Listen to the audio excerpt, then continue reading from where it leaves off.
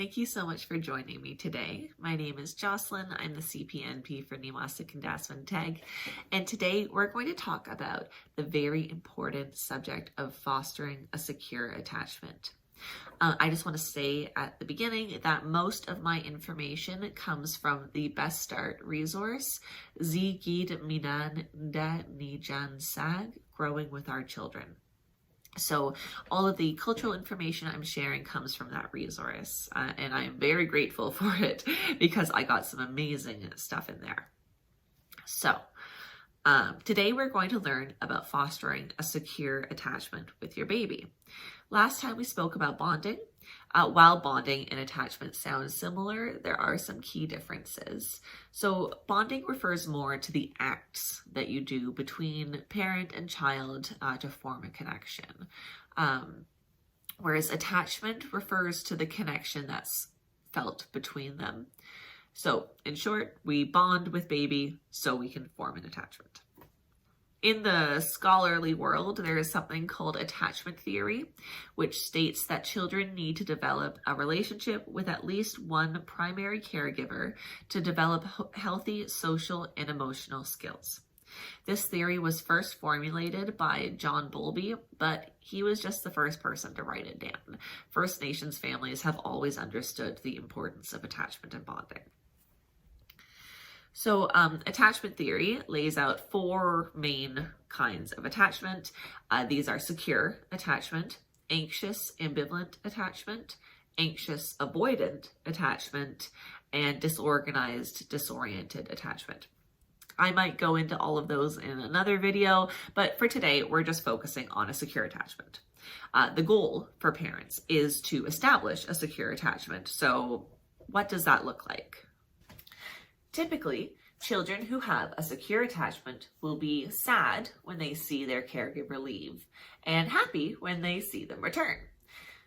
But they won't necessarily scream the whole time in between because they should be able to trust that, mom or dad is going to come back to get them. A child with a secure attachment should be able to regulate their emotions and calm themselves, especially if they are in a safe, nurturing, loving environment. I mean, if they're left alone in a room, yeah, you would expect them to cry the whole time, but none of you are negligent parents, so I'm sure that wouldn't happen. A child with a secure attachment will feel safe exploring a space if their parent is nearby. However, there are exceptions. My daughter isn't sad when I leave her at daycare because she's been going for 6 months. So she's not sad anymore. And she knows that she's in a nurturing, safe environment. So, take all of this with a grain of salt. It doesn't mean that you're a bad parent if your child is, screaming when you leave them at daycare for the first time or anything like that. These are just sort of guidelines to look at. So why is attachment important? Establishing a secure attachment will benefit the child throughout their life cycle. So I got this from the Best Start manual, Zigid Minan Da Nijan Sag. It says, when a caregiver shows awareness, sensitivity, and is consistent in responding appropriately to their child's needs, it teaches the child how to trust and feel secure that their caregiver will be there if needed. The child will be more adaptable, flexible, trusting, and resilient. They will have overall better development in areas of speech, cognition, and emotional regulation. So they'll be able to speak better, they should be able to problem solve better, and they should be able to calm themselves more easily. Both modern science and traditional teachings emphasize the importance of responding to babies' cries quickly and with comfort and love. Babies communicate primarily through crying. If they're crying, they need something. You cannot spoil a baby with love and attention. It's impossible. By learning babies' cues and responding to their cries, you are reassuring them that you are here to help. They can depend on you for food, comfort, and love. This trust is the basis of a secure attachment. However, there are some factors that pose a challenge in forming this attachment. For example, if baby has health complications, They may be required to spend, longer in hospital being cared for by nurses and doctors. This time away is a challenge for both the infant and the parents.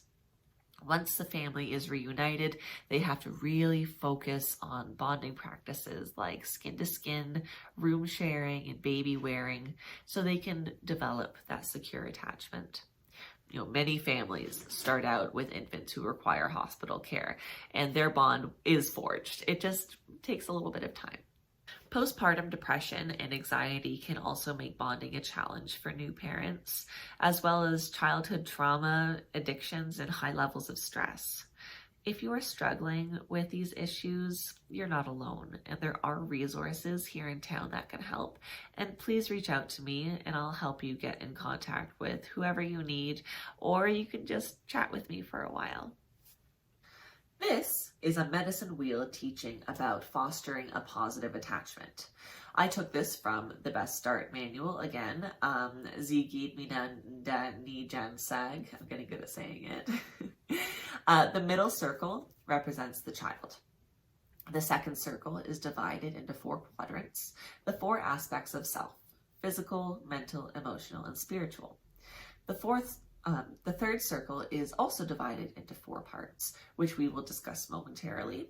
And the 4th circle represents the parents and caregivers in the child's life. So this is what we learn from the 3rd circle. The east is associated with the spring, the physical self, and engaging with your child. So engaging is talking, playing, interacting with your child.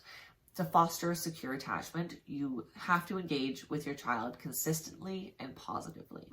So make eye contact, answer their questions, hug and kiss them, spend time with them.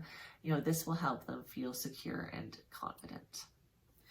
The south is associated with summer, the mental self, and being sensitive to your child's cues. It is very important to respond with sympathy to your baby when they cry, or to your child when they're scared or hurt. It also encourages parents to be sensitive to your child's individuality, even if it differs from your way of doing things. The West is associated with the fall, the emotional self, and we use it to teach consistency. Children are happiest when they have a strong routine and structure in their lives. This can look different for every family, but consistency is key. So if their routine is spending 1 week with mom and 1 week with dad, that's great. That's a consistent routine. There's nothing wrong with that. Having breakfast, getting dressed, and going to school is a routine. Doing this consistently makes the child feel safe. Many of us know how hard it is when kids don't have school anymore, and that consistency is taken away. This teaching also encourages consistency in your response to them. So if they ask for juice one day and you say yes, and then the next day they ask for juice and you yell at them, that's not consistent, and they are going to get confused, and they're going to start losing that sense of a secure attachment because they aren't going to understand how to talk to you. So that's something I can definitely understand. There were people in my life who didn't have very consistent reactions to me, and it can be very unsettling for children if you don't know what the outcome of a conversation is going to be. If you just ask for something simple and you get yelled at, it gets really confusing and makes you feel very insecure. The North represents winter, your spiritual self, and being responsive to your child. This includes responding to your baby's cries quickly, being warm and kind to your child, and sharing a closeness. This also means putting down your phone and focusing on them when you're having your one-on-one time.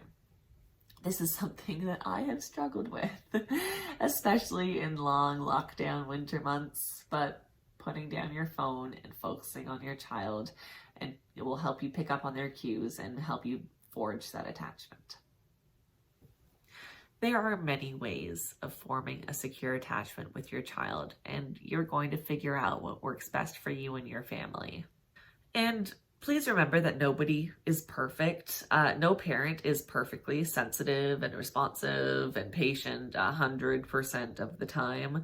We just have to keep trying every day to do our best. As long as you are engaging with them and working towards being sensitive, consistent, and responsive, you're on the right track. And a secure attachment will benefit both of you for the rest of your lives. All right.